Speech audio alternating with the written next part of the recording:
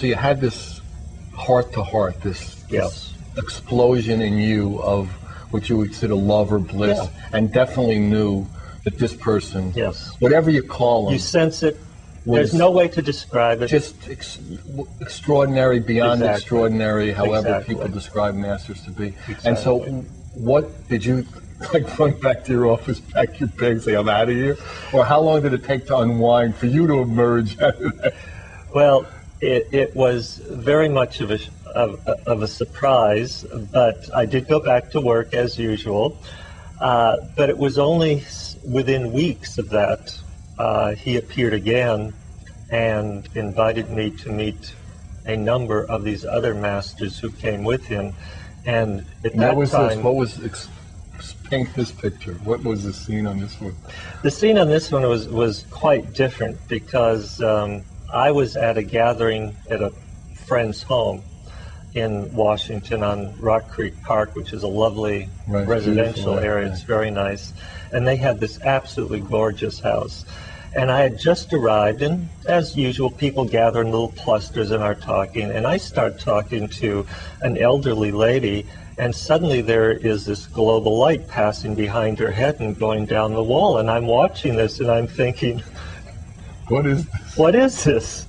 And I'm not going to be the first one to say anything, so I'm looking at it thinking everybody's going to see this and they're going to say, what is this? But it goes around the room and it starts multiplying and nobody's saying anything. And I'm not hearing what they're saying. And I said, I'm not going to say anything, you know. But it is so massive that I opened my mouth to say to this woman, don't you see this? And when I did, it was like a big ball of light. It was like, well, multiples now. Multiple balls like of light. Like a chain. And I opened my mouth to speak and nothing came out. And I said, this is strange. I lost my voice. And I'm trying to get my voice to speak. I mean, that was your whole... Nothing's coming out. And they think I'm choking. So they're beating me on the back. And I'm going... doing the Heimlich. Yes. And I'm going, no. And I'm pointing to my mouth and they think, oh yeah, he's choking. You know? Wow. And then suddenly there's this voice in my head very loudly says, do not tell anyone what you see. And I'm thinking, now what? Now I actually have to choke on something. And I'm still trying to speak, and suddenly I feel my knees getting very weak, and I just drop to the floor. Well, now the crowd is very worried about what's happened to me. So they're pulling me up, and then I feel fine, but I'm sitting down, and all this is multiplying. And suddenly it becomes overwhelmingly that something is happening here that I don't know about, I don't understand. I might as well just sit down and go with it. Right. And there's nothing and just say to myself, I hope this is something good and not something that I'm evil. not snapping. Because this doesn't fit anything that I know. This is just breaking down all the walls of reason. Exactly. Right. Exactly. What we think is reasonable, obviously, is just a tiny portion of the... But that moved in on me, and I could not see beyond it. If people were in the inner ring, I could see them. They were standing there talking. Those outside of this circle, I couldn't see. And the circle moved tighter and tighter until it was totally around me. And then, I cannot explain it. I simply disappeared into this light somehow, and suddenly I was in a totally different dimension. And there was eventually Maitreya and maybe 40, 50 of these masters of wisdom, and they started a conversation and started explaining things to me. And what was the first thing that... How were you feeling?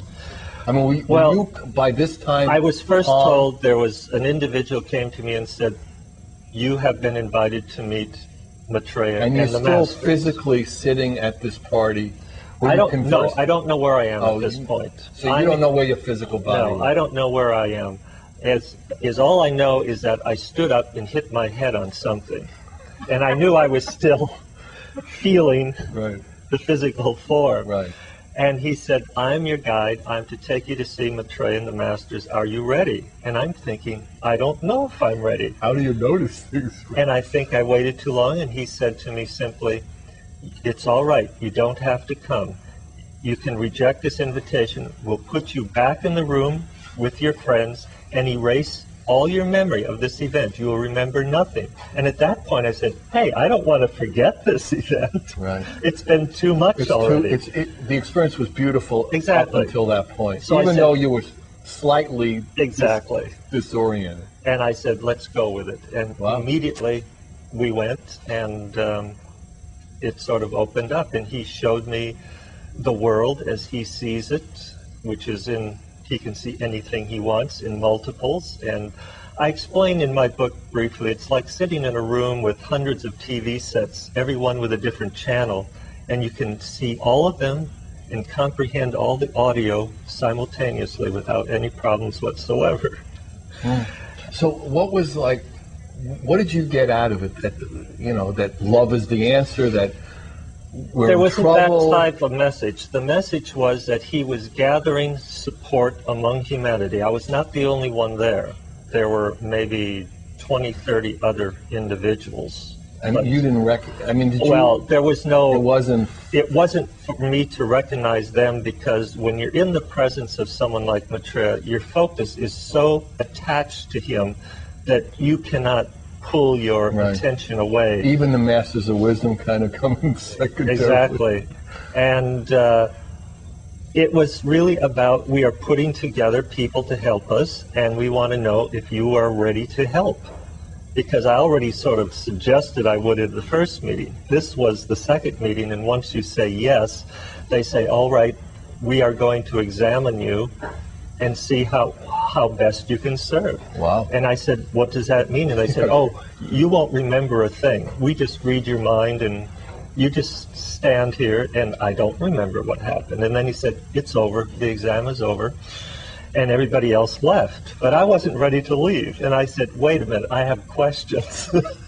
And he said, all right, you can stay. What are the questions? Well, now, Maitreya was answering, or was this the guide answering? Maitreya is answering. Okay, and the guides are saying, no, we must take him back. We can't keep the others waiting any longer. And he said, yes, you can. And, of course, I asked a number of questions, and, of course, he was very patient with me. And eventually we did go back, and then I understood what they meant by keeping the others waiting, because when I was returned to that room, somehow I was dropped into my chair with such force, I bounced right out and fell on the floor. Again? So this is the second time you're on the floor in this party? Yep, second time. And it was dark now, and everybody in the room was fast asleep. And I said, this is weird. I'm just going to get up and quietly tiptoe out and leave them here. I mean, was your impression that time had stopped, or that something had happened, another dimension? I looked at my watch, more than an hour had passed, and these people didn't seem to recognize, because the minute I got up and was about to walk out, the lights went on and everybody came to life and started talking. And one woman looked at her watch and said, I just seemed to look at my watch a little minute ago, and an hour has passed. I don't understand. Time is speeding up. And at that, I just walked out of the room and went home. Wow. All right, I think we've gotten a feel for this. We'll get back to it, but it's an amazing story. It's an amazing book.